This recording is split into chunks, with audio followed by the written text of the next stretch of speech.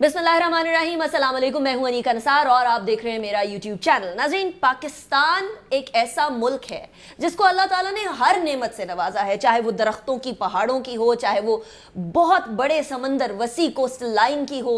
इसके अलावा हमारे यहाँ सहरा भी हैं और जंगल भी हैं, लेकिन शायद हमें इन तमाम चीज़ों का ख्याल रखना नहीं आया।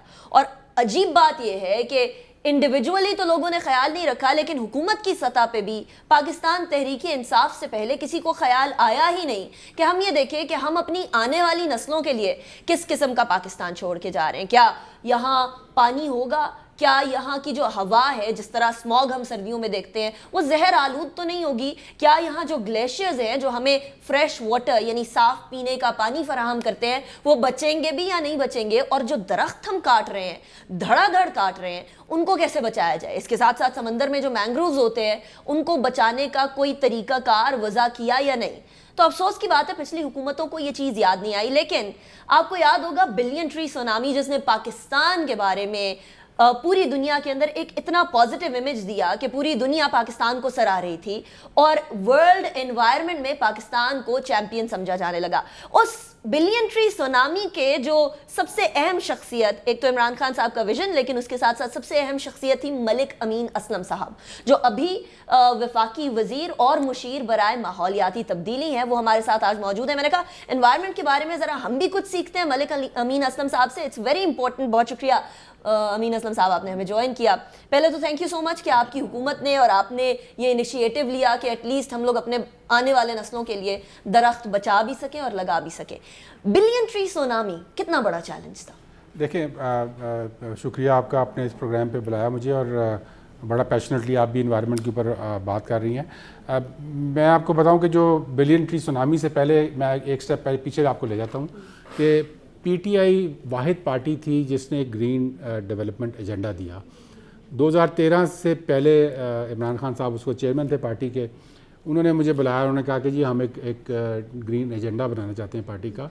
सो आई वर्कड ऑन दैट। उसमें स्टेक होल्डर्स बहुत सारे हमने इन्वॉल्व किए और 2012 के एंड में हमने एक ग्रीन डेवलपमेंट एजेंडा पेश किया। अब वो एजेंडा पेश हुआ, पीटीआई पहली पार्टी थी जिसने ग्रीन एजेंडा टेबल के ऊपर रखा, मैनिफेस्टो का अपना हिस्सा बनाया, इलेक्शन लड़ा और केपी में हम हुकूमत में आ गए। अब उसके बाद मैं खान साहब के पास नहीं गया। I waited for him to contact me ताकि मुझे पता लगे कि उनकी कमिटमेंट क्या है इसके साथ। लेकिन उन्होंने पहले ही हफ्ते में मुझे बुला लिया और उन्होंने कहा कि हमें फेडरल गवर्नमेंट में तो नहीं मिली है हुकूमत, लेकिन प्रोविंस में मिल गई है और हम चाहते हैं कि जो हमने प्रॉमिस किया था उसको हम डिलीवर करें। और उधर से फिर हमने टारगेट्स दिए। हमने केपी को फॉरेस्ट्री का टारगेट दिया, एनर्जी का टारगेट दिया, वेस्ट का टारगेट दिया और फिर उस टारगेट्स को हमने, केपी एक ऐसा प्रोविंस था जहाँ पर पाकिस्तान का 40% जंगल जो है वो केपी में है और वो जब से पाकिस्तान बना है तब से वो जंगल ख़त्म हो रहा था, कम होता जा रहा था हर साल। तो हमने टारगेट दिया कि हम इसको रोकेंगे और इसको 2% बढ़ाएंगे, एरिया केपी का 20 से 22% पर लेके जाएंगे। और वो विजन था जिसके तहत फिर हमने बिलियन ट्री का जो मुझे वो भी याद है कि जब इनिशियली मैंने डिपार्टमेंट को बुलाया, अब डिपार्टमेंट को आदत है 2-4 करोड़ दरख्त लगा दिए साल के, उसमें से 2-4 करोड़ उसमें से 2-4 करोड़ काट दिए, 20% दरख्त बचे, अगले साल फिर लगा दिए और वो उसी से वो डिपार्टमेंट चलता था।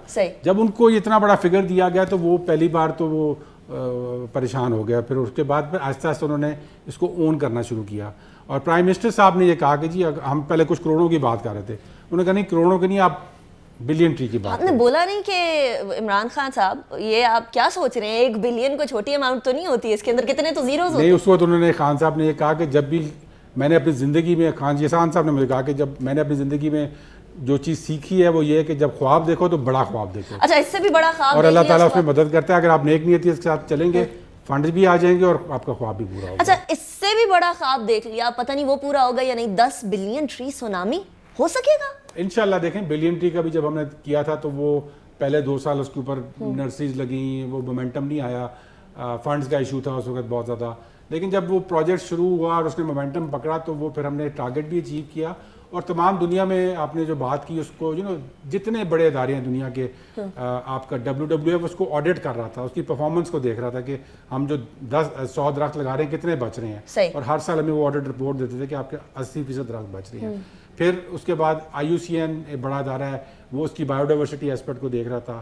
FAO روم میں ہے ادارہ وہ بھی اس کو چیک کر رہا تھا. ان سب اداروں نے پھر اس کو انڈورس کیا اور انہوں نے کہا کہ جو آپ نے 2% کا ٹارگیٹ کہا تھا کہ ہم 20 سے 22 پہ جائیں گے, آپ ایکچولی 20 سے 26 پہ چلے گئے ہیں.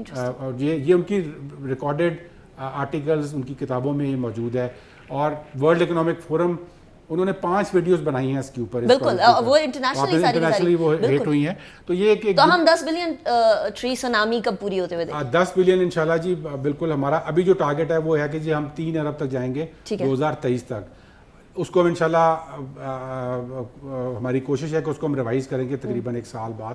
اب اس کا مومنٹم انشاءاللہ بن رہا ہے. نرسریز لگ گئی ہیں جہاں پہ پہلے نہیں تھی. تقریباً 30 کروڑ ہمارے پاس پلانٹس اس وقت نرسریز میں موجود ہیں صحیح, جو بہت کم تھے پہلے پاکستان میں. اچھا کبھی آپ نے عمران خان صاحب کے ساتھ تکرار کی کہ آپ مجھ پہ بہت زیادہ برڈن ڈال رہے ہیں یا کوئی کسی قسم کی بات؟ میری ان سے تکرار شروع میں ہوئی تھی. تکرار تو نہیں میں کہہ سکتا, ڈفرنس نہیں کھٹ پٹ بھی نہیں تھی. وہ ایک ڈفرنس آف اوپینین تھی کہ جب میں نے انوائرمنٹ کی بات کی تو میں نے ان سے کہا جی انوائرمنٹ ایک از اے ویری وائڈ ایجنڈا, تو ہمیں خالی درختوں کی بات نہیں کرنی چاہیے. تو ان کے وہ میسج میرے پاس موجود ہے جب انہوں نے کہا کہ نہیں وی وانٹ ٹریز. پھر میں نے کچھ اور کہا, انہوں نے کہا نہیں وی وانٹ ٹریز, اور پھر وہ وی وانٹ ٹریز کی وجہ سے پھر بلین ٹری سونامی آ گیا. بٹ اب مجھے اس کا احساس ہوتا ہے کہ وہ ہی wanted to give a message کہ ہم ایک چیز جو کہ بڑی ہے اور پاکستان میں کبھی نہیں ہوئی وہ کر سکتے ہیں.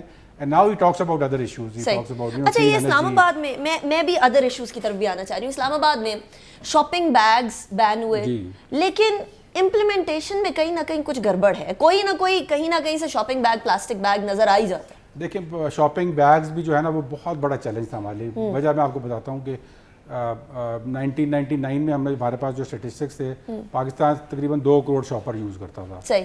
پچھلے سال پاکستان نے 5 ارب یوز کیے تھے. 2 کروڑ سے 5 ارب پہ ہم it was like an addiction. ہمیں عادت ہے کہ ہم نے لیا شاپر اس کو 10-15 سیکنڈ استعمال کیا پھینک دیا پھر اگلے شاپر کی طرف چلے گئے.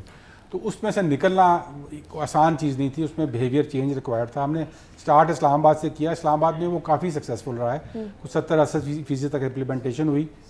پرابلم اس میں کہاں آتی ہے کہ اس کی کنوینئنس تو ہے کہ آپ نے لیا اور پھینک دیا. اگر آپ یہ نہ سوچیں گے یہ جا کہاں رہا ہے, اگر آپ یہ نہ سوچیں کہ وہ جو آپ پھینک رہے ہیں وہ پانی میں جا کے مچھلی کے پیٹ میں جا کے پھر آپ کے پیٹ میں واپس آ رہا ہے. بالکل پلاسٹک کھا رہے ہیں. لیکن امین اسلم صاحب مزے کی بات یہ ہے کہ دکانداروں کو اگر بولے کہ مجھے پلاسٹک بیگ نہ دیں, مجھے چیز ہاتھ میں پکڑا دیں, تو وہ آپ کو عجیب سے طریقے سے دیکھتے ہیں کہ آپ پتہ نہیں کدھر سے آ گئے. تو اس کی انفورسمنٹ میں ایشوز ہیں. ہم اس کو بتدریج بڑھا رہے ہیں. اس پہ ہم نے 2-3 سٹیجز بنائے تھے, لیکن وہ بیچ میں جب اور بڑے چیلنجز آ جاتے ہیں جس طرح کووڈ کا چیلنج آیا. اب کووڈ کے چیلنج کے اندر دنیا میں جو اسٹیٹسٹکس آ رہے ہیں وہ یہ ہیں کہ دنیا میں پلاسٹک بڑھ گیا ہے ڈیورنگ کووڈ کرائسس. وجہ ڈسپوزیبل برتن, ڈسپوزیبل, اور وہ آپ نے کسی چیز کو ایک بار ہاتھ لگایا آپ نے دوبارہ اس کو آپ نہیں چاہتے کہ کوئی اور اس پہ ہاتھ. اچھا مزے کی بات ایک بڑی مجھے افسوس ہوا, میں یہ تصویر بھی ساتھ اٹیچ کر رہی ہوں. میں مرگلا ہلز پر اکثر اوقات ٹریل پہ جاتے ہیں تو وہاں ہم نے جگہ جگہ ماسکس گرے ہوئے دیکھے. اسی طریقے سے ہمارے لوگ کسی خوبصورت جگہ پہ جاتے ہیں, ٹورزم کے لیے جاتے ہیں, گھومنے پھرنے جاتے ہیں, وہ ایک انبار شاپر کا اور پلاسٹک کا اور اس طرح کی چیزوں کا چھوڑ کے چلے آتے ہیں اور ایسی ایسی جگہ پہ پھینکتے ہیں کہ لگتا ہے شاید نشانے سے پھینکا ہے اور اس کو اٹھانا مشکل ہو جاتا ہے. تو میں نے کچھ گند کلیکٹ خود سے کیا اپنے تئیں. یہ اویئرنیس ہم کیسے دیں کہ آپ کسی خوبصورت جگہ پر جا رہے ہیں تو اسے خوبصورت ہی رہنے دیں براہ کرم. دیکھیں یہ بہت بڑا یہ بھی ایشو ہے اور یہ مجھے خود بڑی تکلیف ہوتی ہے جب میں یہ دیکھتا ہوں کہ آپ ہائیک پہ جاؤ یا کہیں تو آس پاس اتنا گند پڑا ہوتا ہے. لوگ بوتل ہاتھ میں پکڑی ہوئی ہے وہیں پھینک دیں گے. ابھی کل میں گیا ہوا تھا مری کی سائڈ پہ, تو میں ایک جگہ میں دیکھ رہا تھا وہ کچھ لڑکے کھڑے ہوتے, انہوں نے وہ کچھ چیز کھائی اور کھاتے ساتھ پہاڑ سے نیچے پہاڑ کے نیچے جا کے پکڑے, وہ کون اس کو اٹھائے گا وہاں سے, اور وہ رہے گی وہاں پہ پرماننٹلی. تو آئی تھنک اس میں اویئرنیس کی بھی ضرورت ہے گورنمنٹ کے. لوکل لیول کا یہ ایشو ہے, اس میں لوکل لیول پہ آپ کو ہمیں اس کے لیے ہم نے یہ clean green Pakistan movement start کی ہے. وہ موومنٹ یہ ہے کہ ہم نے 20 شہروں کے اندر اسٹارٹ کیا اس کو. ہم نے ان 20 شہروں کو 35 انڈیکیٹرز دیے. ان کے اندر یہی تھا کہ سالڈ ویسٹ, لکوڈ ویسٹ وہ کرتے ہیں نہیں کرتے, سینیٹیشن ہائیجین کیسی ہے ان کی, تاکہ ان کو پہلی بار احساس ہو کہ یہ چیز بھی کرنی ہے ہم نے. اور اس کو ہم نے 6 مہینے سے اس کو مانیٹر کر رہے ہیں. اور اس میں ایک چیز تو بڑی امپورٹنٹ جو ہوئی ہے وہ یہ ہے کہ ان 20 شہروں نے پہلی بار پاکستان کی ہسٹری میں 35 انڈیکیٹرز پر رپورٹنگ سٹارٹ کی. تو سو دیٹ مینس کہ ان کا بیہیویئر چینج ہونا شروع ہوا. وہ DCAC کو پتہ لگ گیا کہ ویسٹ کے اوپر بھی ہم نے کچھ کسی کو رپورٹ کرنا ہے اور فیڈرل گورنمنٹ میں کوئی بندہ دیکھ رہا ہے ہمیں اس کی وجہ سے. تو तो अब हम उसके विनर्स एंड यू नो जो चैम्पियंस हैं उनको अनाउंस करेंगे। वो प्राइम मिनिस्टर साहब उसकी हम आजकल ऑडिट करवा रहे हैं कि जो हमारे पास फैक्ट्स आए हैं वो ग्राउंड पे भी ठीक हैं कि नहीं।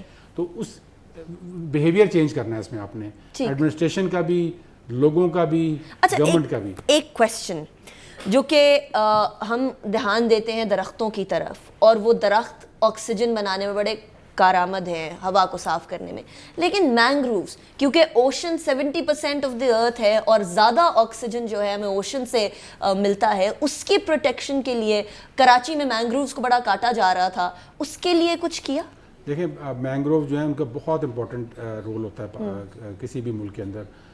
एक तो ये कि they call the guardians of the sea, कि वो जो समुंदर की जो इंट्रूजन होती है, जब समुंदर आता है और अगर मैंग्रोव ना हो तो वो समुंदर सारे का सारा आपके लैंड, तब्दीली वाली सुनामी नहीं आती, वो पानी वाली गंदी सुनामी आ जाती है। और दूसरा उसका ये होता है कि उसका जो कार्बन कंटेंट है ये हाईएस्ट इन द वर्ल्ड है। तो मैंग्रोव का दरख्त है वो सबसे ज़्यादा कार्बन एब्जॉर्व करता है। ये भी बहुत बड़ा फैक्ट है। मैंग्रोव के अंदर ही आपकी फ़िश जो हैं वो ब्रीड करती हैं, जो आप बच्चे जो छोटे होते हैं फ़िश के वो उधर आके होते हैं। वो फिल्टर्स होते हैं जो कि आपके पानी को साफ़ कर रहे होते हैं शहर की तरफ जो पानी जाता है। तो इनके बहुत अफादियत है मैंग्रोव्स की। पाकिस्तान यू नो एक ऐसा मुल्क है जिसके मैंग्रोव्स हैं और हमारे मैंग्रोव्स वैसे बढ़ भी रहे हैं। ये IUCN का एक फिगर है जिसके मुताबिक पाकिस्तान में बढ़ रहे हैं, लेकिन हम दूसरी तरफ हमारा जो अर्बनाइजेशन का प्रेशर है वो उन मैंग्रोव्स को खाने के चक्कर में है कि किसी तरीके से हम एक और हाउसिंग सोसाइटी बना दें, इन मैंग्रोव्स को हम रिक्लेम कर लें, लैंड को, बड़ा प्राइम एरिया है, समुद्र के सामने है, तो उसको हमने बचाना है। और उसके लिए हम अपना भी कोशिश करते रहते हैं। और ये जो हमने बिलियन ट्री का प्रोजेक्ट है इसके अंदर तकरीबन 1 बिलियन हमने मैंग्रोव्स डाले हुए हैं। सही, सो 10 बिलियन के अंदर से 1 बिलियन का मैंग्रोव का टारगेट है कि मैंग्रोव को हमने रीप्लांट करना है, बढ़ाना है। वो बड़े आसानी से हो जाता है क्योंकि इसमें आपने वाटरिंग नहीं करनी। सही, पानी तो मिल जाएगा। हाँ, it is the cheapest way to do it कि आप मैंग्रोव लगाएं, उसको पानी क्योंकि वो आ रहा होता है समुद्र का, तो उसी के साथ वो मैंग्रोव जो है वो बढ़ जाता है। तो उसमें हमारा फोकस तो है। लोगों को भी एहसास दिलाने की ज़रूरत है कि ये असासा है मुल्क का, मैंग्रोव्स मुल्क का असासा है, इनको हमने बचाना है और इनको हम बचाएंगे तो तभी हम बचेंगे। बिल्कुल।